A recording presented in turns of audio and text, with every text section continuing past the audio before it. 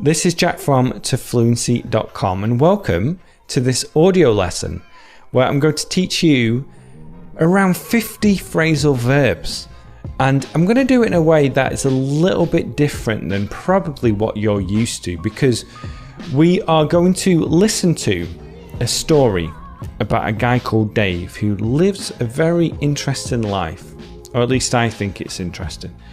And in that audio, which is only 5 minutes, there are 52 phrasal verbs. So what I want you to do in this lesson is this: listen to that story and try and listen for the phrasal verbs and to notice them when I'm saying them.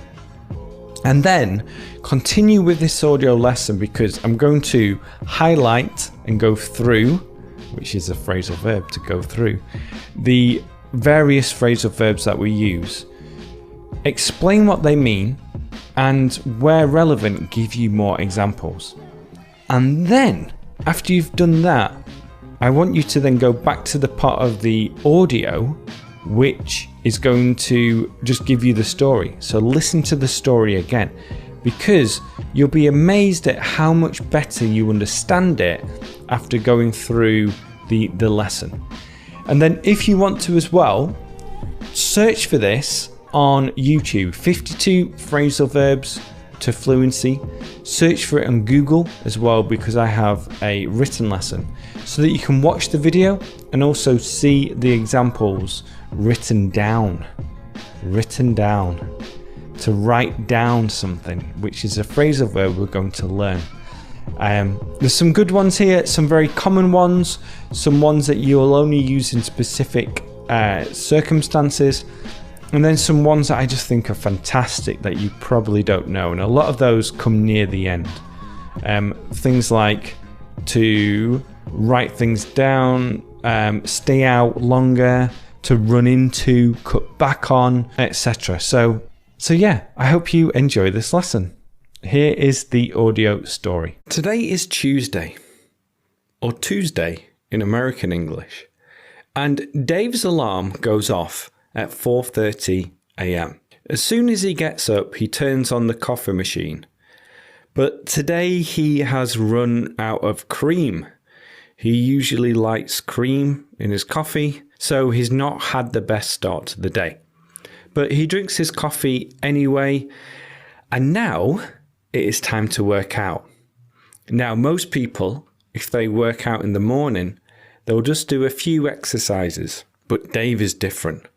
He sets off on his 20-mile run, breathing in the ocean air as he runs along the ocean front. Again, his goal is to run 20 miles. After 15, he's running out of energy and motivation. But this is Dave, so he doesn't give up. After his run, he bangs out 100 push-ups without stopping. He takes a quick breath and then carries on doing another 100, and then another. He gets home, turns on the shower, jumps in, dries himself off, and then has another coffee. It's now 10 a.m. and it's time to focus on work. He opens up his computer, logs into his emails, and responds to his clients' questions. In his inbox, there are 6 speaking opportunities. He turns down 5 as they just don't pay enough. He agrees to do 1 as it pays him exactly what he is after, but he has to iron out a few details. He remembers that he has a speaking engagement next week, so he looks up flights to New York, where the speaking engagement is, and he soon realizes he doesn't have time to shop around for the best deal. So instead, he fills out the form and books the flight, business class. It's now time to get on with writing his presentation. He doesn't want to put this off until tomorrow or until next week. Now, in the past, he would have a cigarette while writing his presentation, but he gave them up a few years ago because this is Dave, the new Dave. It's time to prepare his lunch, so he warms up leftover pasta from the night before, and once it's ready, he digs in and finishes it within about 3 minutes. The afternoon is dragging on a bit, so he makes another coffee. This time, he adds in a little honey. He spends the rest of the afternoon finishing up his presentation. Once that is done, it's now time to chill out for the rest of the evening. So he decides to text his friend to see if she wants to hang out for the rest of the day. She agrees and he heads out just before 5 and sets off for his friend's house. He hasn't seen her for a while, so he's looking forward to catching up. They grew up together and he's worried about them growing apart, so he's very excited about seeing her. When he gets there, he pops in for a few minutes. They decide to eat out, so they head out to this new exciting restaurant. They order some appetizers. Dave is starving at this point, so he wolfs them down. Sarah only picks at them. They then go through the menu again and pick out a main meal to share. Sarah then knocks back a couple of very expensive cocktails, but Dave just drinks water, who's trying to cut out alcohol during the week, which is pretty smart. Before heading back home, they decide to take a walk along the ocean. And they actually run into an old friend from school who is there with other friends around a campfire. They decide to stay out a little bit longer. And then Dave drops Sarah off at her home and drives back home. When Dave gets home, he has enough time to write down what he has learned during that day in his journal. He then turns off the lights, gets into bed and passes out immediately. Today has been a good day. Okay, so we had 53 phrasal verbs there. I'm not going to go through each one in depth, but I'm just going to repeat some of them now. So the first one, Dave's alarm goes off at 4:30. So when something goes off, it means it makes a sound. This could be your alarm on your phone. So my alarm is going to go off at 5 a.m. tomorrow. I'm not looking forward to it, for example. But it could just also be a fire alarm or a car alarm. So your car alarm is going off. Could you turn it off? And turn off is another phrasal verb. The next one, as soon as he gets up. So to get up means to get out of bed. He turns on the coffee machine. To turn on means to start it.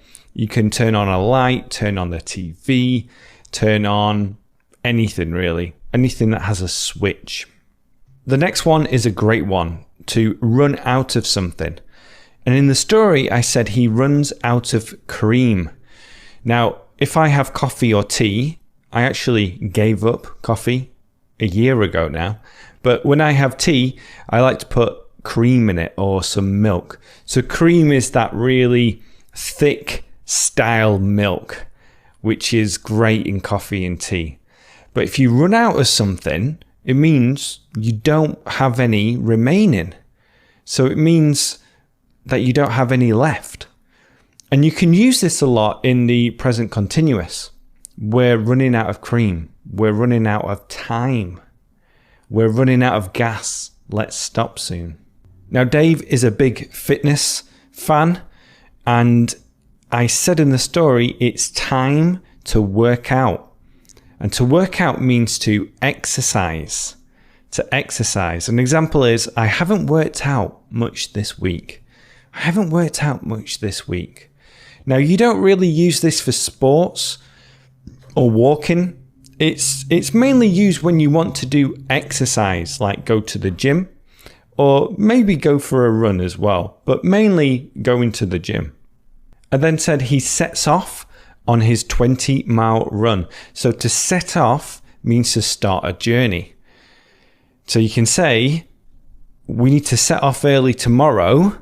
Let's set our alarm really early. Okay. So to set an alarm means to give your alarm to put it into your phone so it goes off at the right time. But to set off means to start a journey. In the story, he ran on the beach, or he went for a run on the beach, and I gave 2 phrasal verbs here. To breathe in the ocean air. To breathe in the ocean air. Feels good, doesn't it? to breathe in the ocean air. So this means to inhale something, like breathe in smoke, for example. And then the other one was he runs along the ocean front. So to run along something means to run next to something. It could be used for other things like to run along the train tracks, to run along the road, to run along the river. Now, although he was running out of energy, which we talked about before, to run out of something, he didn't give up in the past. He didn't give up. And to give up means to quit, to stop doing something. Now, we can use this a lot in sport. Like, don't give up now, keep going. Don't give up now, keep going. But we can also use it for things like bad habits, like I need to give up smoking. I need to give up fast food. And I gave up coffee, for example. The next one related to working out is he bangs out 100 push-ups. So if you bang something out, it means you do something in a quick manner and you don't procrastinate. You just get it done. It's mainly used for sports, and you won't really use this much in everyday English. But if you're watching a movie, maybe something to do with sport or to do with the army and the navy, then you might hear this, to bang out 100 push-ups. After exercising, Dave needed a shower. So what he did was he turned the shower on. So again, this means to start something, to turn the shower on. And then he jumped in the shower, to jump in the shower.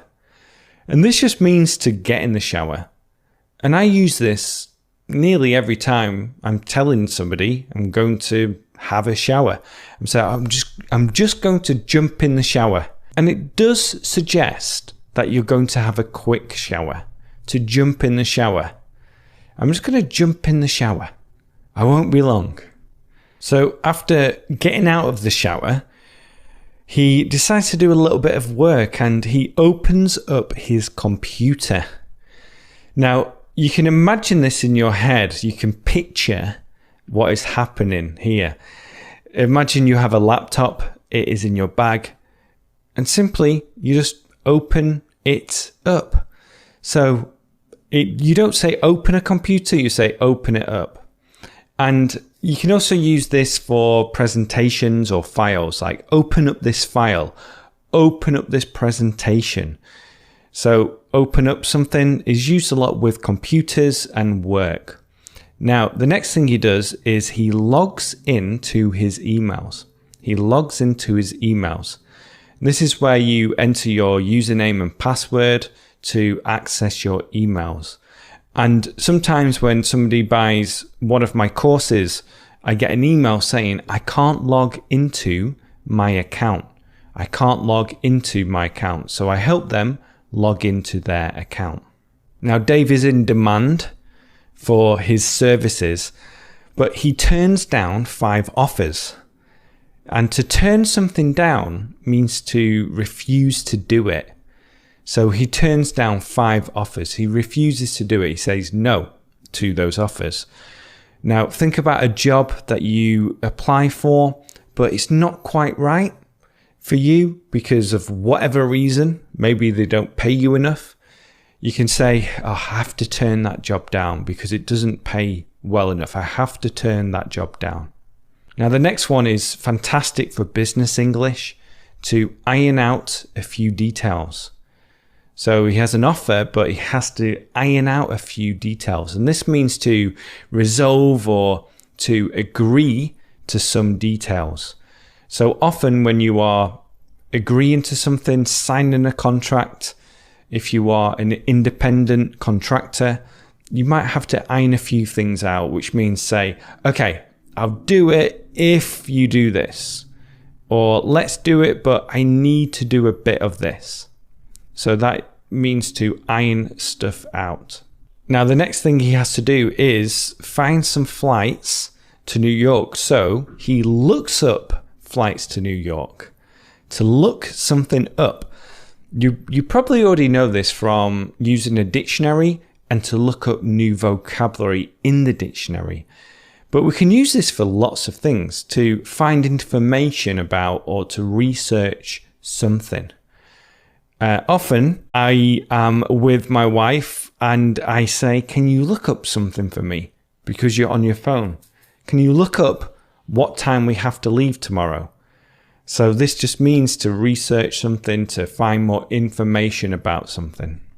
Now, Dave doesn't like to waste time, so he doesn't have time to shop around. He doesn't have time to shop around. Now, to shop around means to consider several options and also to compare prices before making your decision. So when I am looking for some new soccer shoes, in the UK we call them football boots. I don't like the term soccer shoes or soccer cleats. So football boots. I often shop around and I usually, and this is another phrasal verb, I usually end up getting them on eBay because they're a lot cheaper there. But I'll look on Amazon as well and just other places. So to shop around means to consider several options before buying something, before making your decision. Now, after doing that, after doing his exercise and looking at flights and going through his emails, it's now time to get on with writing his presentation. It's time to get on with writing his presentation. So to get on with something means to spend your time doing something, to actually commit that time to doing it. Another phrase here, if you say to somebody, just get on with it, it's a little bit critical. You're saying, look, you're wasting time. Just start this thing. Just get on with it. Stop wasting time procrastinating or looking up flights to New York. And often when you procrastinate, you put things off. And in the story, it said he doesn't want to put this off until next week. So to put something off means to delay something. This is used a lot in everyday English. People will say, oh, I keep putting off doing our taxes. I keep putting off doing admin at home. I keep putting off the laundry. So this is when you just delay doing something because you don't want to do it. Dave is then feeling a little hungry. So what he does is he simply warms up leftover pasta. To warm something up means to make something warm, especially when it comes to food. So after cooking something, it goes in the fridge. If you have leftovers, and then you can warm this up again by putting it in the microwave or putting it in a pot and making it warm again. So a way to put this as a question is, do you want me to warm this up for you? I often ask that to my children if we have leftover food, saying, do you want me to warm this up for you before you eat it? I love this next one. The afternoon is dragging on a bit. Oh, it's dragging on. Today's dragging on a bit. Now, if something is dragging on, it means that time is going slowly or things aren't going as quickly as you like. So you might hear someone say, man, this movie is dragging on, which means that it's just taking a long time to finish and it's getting a little bit boring. So you can use this at school, for example, like, this afternoon's dragging on a bit. But he spends the rest of the afternoon finishing up his presentation. And this means to complete the presentation. Another example is, I just have to finish up writing this email, then I can leave the office. And then in the evening, it's time to chill out for the rest of the afternoon, rest of the evening. And this means to relax and to take it easy. It can also mean to not worry about something, like chill out. It's not a big problem. Don't worry about it. Chill out. He then calls a friend to see if she wants to hang out. So to hang out means to spend time together in a social way. And to hang out with his friend, he heads out just before 5. We use this a lot in everyday English. To head out means to leave your home or your office to go somewhere else. It's quite simple, but we use it all the time. For example, I can't speak right now. I'm just heading out. He's excited to meet this friend because they grew up together. And to grow up together means that they spent their childhood together. And another example here related to my life, growing up in Northern England meant playing outside in the rain. So I remember playing outside in the rain a lot because I grew up in Northern England. Now, before going to eat out, which means to eat at a restaurant, he pops in for a few minutes. So to pop in means to enter someone's house for a brief period of time. Another example is, I'm going to pop round to Dave's to pick something up.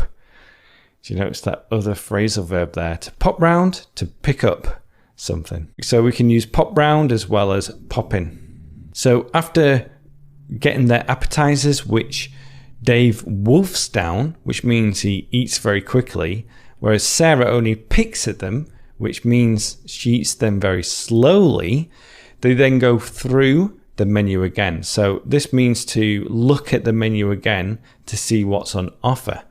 And you might say to the server in a restaurant, I'm not ready, I haven't gone through the menu yet, so I just need a little bit more time.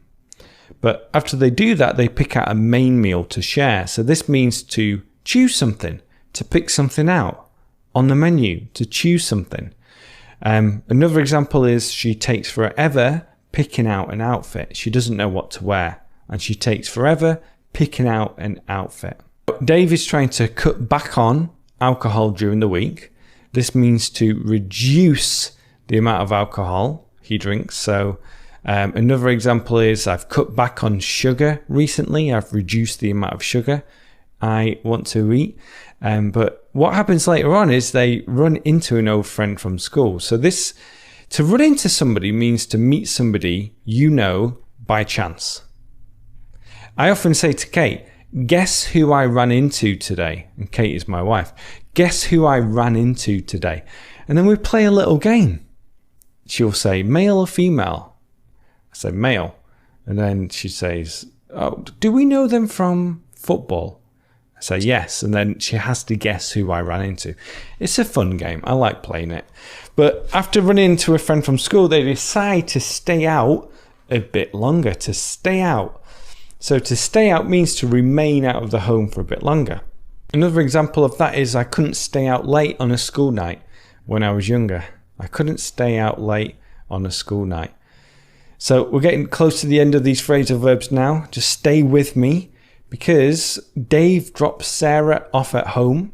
So to drop someone off at home means to take them home in a car. A question you can ask is, can you drop me off? Can you drop me off? I don't have a car today. Can you drop me off? And then Dave is one of those people who writes down what he has learned that day. So he keeps a journal. To write something down means to write it on a piece of paper. He then turns off the lights, which is the opposite of turn on. He gets into bed, which is the opposite of get up. And then he passes out immediately, which means to fall asleep straight away. I used to be able to just pass out when I was traveling. I could just pass out anywhere, just have a little sleep wherever I was. It was fun. So those are the phrasal verbs that we learned in this lesson. Now, if you want to see this in writing as well, just search for to fluency, which I'm sure you know how to spell by now, to fluency, and then 52 phrasal verbs. So then you'll be able to find this as a written lesson too, so you can see exactly how to spell things. You can go through this slowly, and you can also watch the video as well on that page, or if you prefer, search for it on YouTube.